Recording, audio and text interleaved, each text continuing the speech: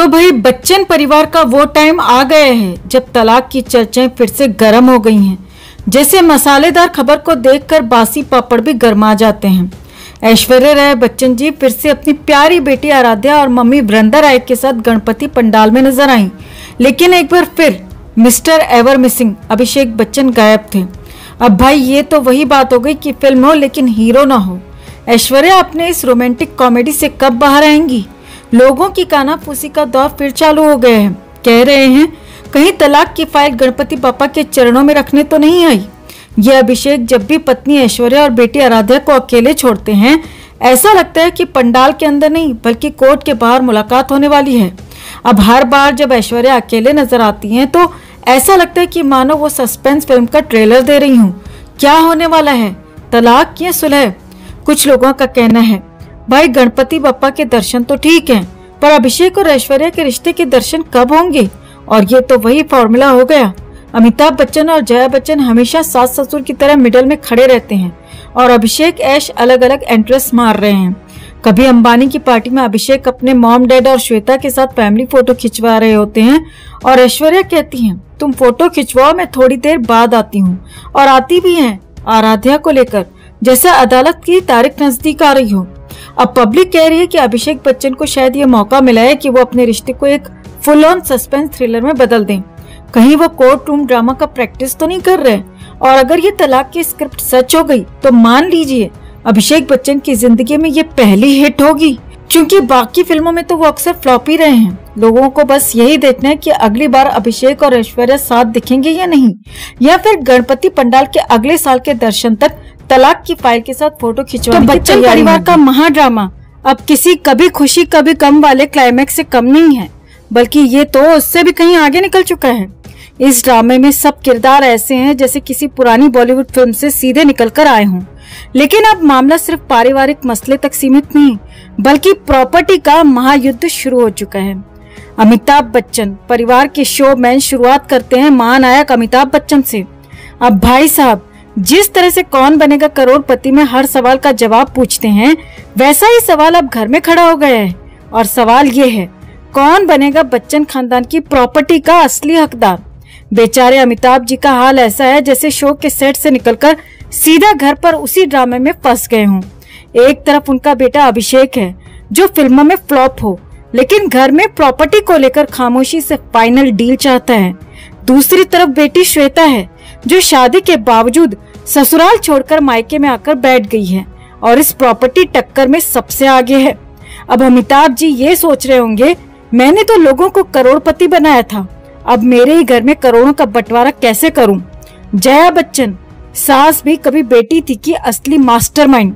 भाई जया बच्चन को देखिए, उन्हें इस पूरे ड्रामे में लग रहा है कि वो अकेली कर्मचारी हैं, बाकी सब तो उनकी रॉयल फैमिली के हिस्से हैं। उनका पूरा प्यार सिर्फ और सिर्फ बेटी श्वेता पर बरस रहा है। ऐश्वर्या बहू चाहे जितना भी मिस वर्ल्ड का ताज पहन ले, लेकिन जया जी के दिल का ताज तो पहले ही श्वेता के नाम बुक हो चुका है। श्वेता जी तो मम्मी की सबसे बड़ी चहेती है और ऐश्वर्या को देखकर तो जया जी का चेहरा ऐसा हो जाता है जैसे कड़वे करेलों का जूस पी लिया हो। जया बच्चन के लिए श्वेता है हैप्पी मील और ऐश्वर्या बस बेचारी एक साइड डिश बनकर रह गई है। अब बात करते हैं इनकी चहेती बेटी श्वेता की, तो श्वेता बच्चन ने तो हद ही कर दी है। शादी करके ससुराल गई थी, लेकिन अब मायके में ऐसा कब्जा जमाए हुए है कि जैसे वो बच्चन फैमिली का असली सीईओ बनना चाहती हो। ससुराल का नाम सुनते ही उनके कान बंद हो जाते हैं और मायके का नाम आते ही उनकी आंखों में प्रॉपर्टी के सपने चमकने लगते हैं। श्वेता जी के लिए मायके में रहना इतना जरूरी हो गया है जैसे कोई जॉब ही यही हो, बाप की प्रॉपर्टी पर हक जमाओ। और अब वो मम्मी जया जी के साथ मिलकर अमिताभ जी की प्रॉपर्टी पर ऐसी पोजीशन बनाए बैठी हैं कि लगता है कि ससुराल वापस जाने का सवाल ही पैदा नहीं होता। अभिषेक बच्चन फ्लॉप फिल्मों का हीरो, प्रॉपर्टी का जीरो। अब आते हैं बेचारे अभिषेक बच्चन पर, जो यहाँ तकरीबन इस ड्रामे के साइड हीरो बनकर रह गए हैं। फिल्मों में फ्लॉप होने के बाद अब प्रॉपर्टी का सवाल भी उनके सिर पर मंडरा रहा है। अभिषेक की हालत कुछ ऐसी है जैसे उन्हें ये तक समझ नहीं आ रहा कि उनके हिस्से में आखिर आएगा क्या। कभी मम्मी की सुनते हैं तो कभी पापा की ओर देखते हैं। और ऐश्वर्या के साथ तो उनकी खुद की अंडरस्टैंडिंग ऐसी है जैसे कोई फिल्म की स्क्रिप्ट बार बार रिवाइज करनी पड़ रही हो। ऐश्वर्या राय बच्चन बड़े पर्दे की क्वीन, बच्चन फैमिली की बेचारी। अब ऐश्वर्या राय बच्चन की एंट्री हुई है वापस बच्चन परिवार में, लेकिन शर्तों के साथ। जी हाँ, बहू जी ने साफ कह दिया है कि अब वो बच्चन हाउस में सिर्फ आराध्या की मम्मी बनकर नहीं, बल्कि प्रॉपर्टी के हिस्से वाली क्वीन बनकर लौटी हैं। ऐश्वर्या ने अपने रिटर्न के साथ सीधे सीधे शर्तें थोप दी हैं। अब ऐश्वर्या की हालत तो ऐसी है कि वो कह रही हैं, मेरे हक का हिस्सा मुझे चाहिए, वरना इस घर में टिकने का कोई फायदा नहीं। सुना है कि वो अब बच्चन हाउस की प्रॉपर्टी के लिए कमबैक कर आई हैं, लेकिन ये कमबैक भी क्या कमबैक है। सस्पेंस और ड्रामे का बड़ा खुलासा। अब सारा ड्रामा वहीं शुरू होता है जहां अमिताभ जी अपनी प्रॉपर्टी को लेकर कंफ्यूज्ड हैं। जया जी का पूरा प्लान है कि श्वेता को सब कुछ मिले और ऐश्वर्या की एंट्री तो बस एक गेस्ट अपीयरेंस बनकर रह गई है। श्वेता अपने ससुराल में जाने का नाम नहीं ले रही और अभिषेक बेचारा इस महायुद्ध में खुद को छोटा महसूस कर रहा है। घर का हाल कुछ ऐसा हो गया है जैसे बॉलीवुड का कोई ब्लॉकबस्टर क्लाइमेक्स चल रहा हो और सभी एक्टर्स अपने अपने हिस्से की प्रॉपर्टी के लिए फाइनल परफॉर्मेंस देने को तैयार हों। तो अगली बार जब अमिताभ जी कौन बनेगा करोड़पति की सीट पर बैठेंगे तो शायद उनके खुद के घर में यही सवाल पूछा जाएगा, कौन बनेगा बच्चन प्रॉपर्टी का असली हकदार।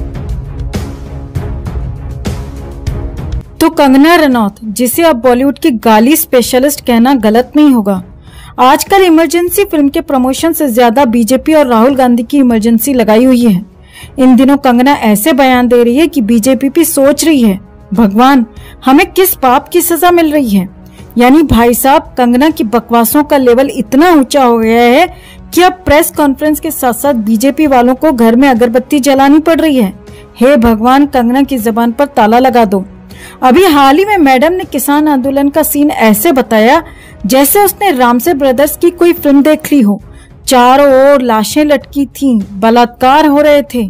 ऐसा डरावना बयान कि अगर खुद जिंदा लाशें भी सुन लेती तो दोबारा मर जाती। बस फिर क्या था, बीजेपी ने हड़बड़ाकर प्रेस नोट निकाल दिया। भाई साहब, कंगना जो बोल रही है उसकी जिम्मेदारी हम नहीं ले रहे। वो तो वैसे भी अपनी जुबान की ड्राइवर खुद है, हम सिर्फ पीछे बैठकर हेलमेट लगाते हैं। अब कंगना को जब लगा कि बीजेपी बाबू नाराज हो गए तो तुरंत एक हाथ में सफाई का झाड़ू और दूसरे हाथ में माफी लेकर आ गई। लेकिन जिद्दी बच्चा अगर पिटकर भी शांत हो जाए तो वो बच्चा कंगना नहीं। अगले ही दिन आरक्षण और जातिगत जनगणना पर ऐसा बयान ठोक दिया जैसे किसी नए विवाद की जमीन तैयार कर रही हो। आरक्षण खत्म होना चाहिए। अरे बीजेपी खुद इस मुद्दे पर बैकफुट पर थी। अब इस मैडम ने ऐसा कटाक्ष मारा कि पार्टी की तो हवा ही निकल गई। फिर से बीजेपी को मैडम की क्लास लगानी पड़ी। कंगना जी, आप बस फालतू बोलने की फीस लीजिए, हमारे मुद्दों पर ज्ञान ना बांटिए। इतने में कंगना की हम राहुल से नफरत करते हैं वाली फिल्म भी चल पड़ी। ये कहती है कि राहुल गांधी और उसका पूरा खानदान इसे देखना तक पसंद नहीं करता, जबकि सच्चाई ये है कि शायद राहुल गांधी को पता भी नहीं होगा कि कंगना नाम की कोई चीज इंडस्ट्री में मौजूद है।